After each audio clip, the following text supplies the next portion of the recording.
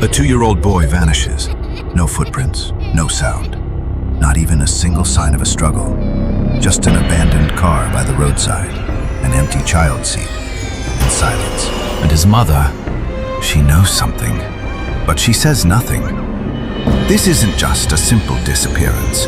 This is one of the darkest, most mysterious cases in America. The case of Skye Metalwala. But the story doesn't start here.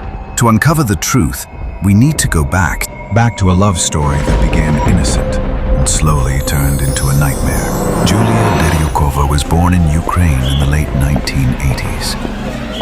She spent childhood in a country that had just broken away from the Soviet Union, a place marked by cold winters and a harsh economic reality. Eventually, her family immigrated to the United States, and Julia set foot in Washington State while she was still a teenager. Solomon Metalwala came from an Indian family living in the United States. He was born in the early 1980s and grew up in Washington State. Solomon was an intelligent, quiet, and slightly shy young man, someone who focused mostly on his work and his future. Julia and Solomon met in the early 2000s in the same area of Washington. Julia was around 17 at the time, and Solomon was 21. They got to know each other through mutual friends and later through the internet. At first, everything felt like a simple teenage romance. Julia was captivated by Solomon's calm and composed nature, while Solomon was drawn to Julia's unique looks and fragile spirit. However, from the very beginning, their relationship was full of small arguments.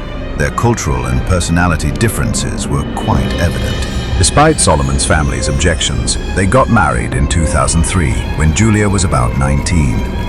Their married life started off simple and romantic, but soon the conflicts began. Solomon was a meticulous and organized person, while Julia had an unstable and emotional personality. She suffered from depression and anxiety, and had sought psychological treatment several times. Their first child, Skye Metalwala, was born in 2007.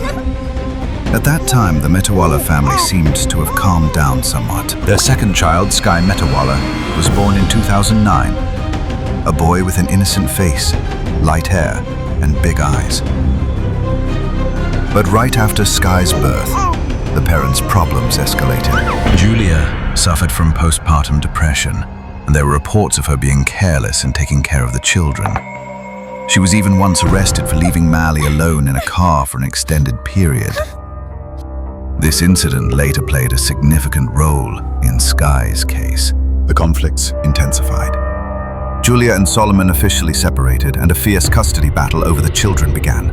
Solomon claimed that Julia was incapable of properly caring for them, but the court temporarily granted custody to Julia. And then, that cold November morning in 2011 arrived, and Skye disappeared forever. November 6th, 2011, around 8 a.m. The air was cold and gray. The side road in Bellevue, Washington, was almost empty of cars. Julia claimed she was driving her Acura Integra with her 2 children, Maylee, 4 years old, and Skye, 2 years old, when suddenly the car broke down. She said she had run out of gas and had to go look for help.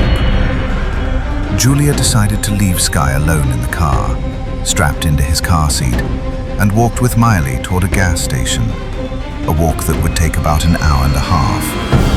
But when she returned, Skye was gone. When the police arrived at the scene, they discovered details that didn't match Julia's story. The car wasn't broken at all. The gas tank was full and there were no signs of any mechanical failure. There was no evidence of a struggle or abduction. The doors were unlocked, but no suspicious footprints or clues were found around the vehicle. Later, Maylee, Skye's sister, told the police, "Skye was at home that day. We didn't go anywhere in the car." This led investigators to suspect that Skye might not have been alive by the time that day even began. Julia's behavior after her son's disappearance was full of contradictions. She never fully cooperated with the police again and quickly hired a lawyer. Media reports revealed that Julia had a history of mental health struggles and was being treated for depression and obsessive-compulsive disorder, OCD.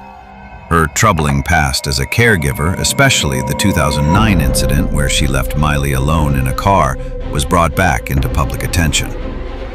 Police became almost certain that Julia was hiding something, but they didn't have enough evidence to prove it. Solomon, Skye's father, spoke to the media. He was in tears and repeatedly said, "Julia isn't telling the truth. Skye was never safe in her hands." He was completely convinced that Julia was responsible for Skye's disappearance. After this, custody of Maylee was immediately taken from Julia and given to Solomon. Despite extensive investigations, no trace of Skye was ever found. The police searched Julia's home multiple times, even using police dogs and thermal equipment, but came up empty-handed. The case remains open, and Julia was never formally charged. Yet almost everyone believes she is hiding a dark secret. Years later, various theories about Skye's fate have been proposed. Accidental death at home. Some believe Skye likely died due to negligence or an accident at home, and Julia invented the kidnapping story to avoid punishment. Selling or giving Skye away. Another theory suggests that Julia handed Skye over to someone else, or even trafficked him. Actual kidnapping, though unlikely. A few think Skye might have really been abducted, but the lack of any evidence makes this possibility weak.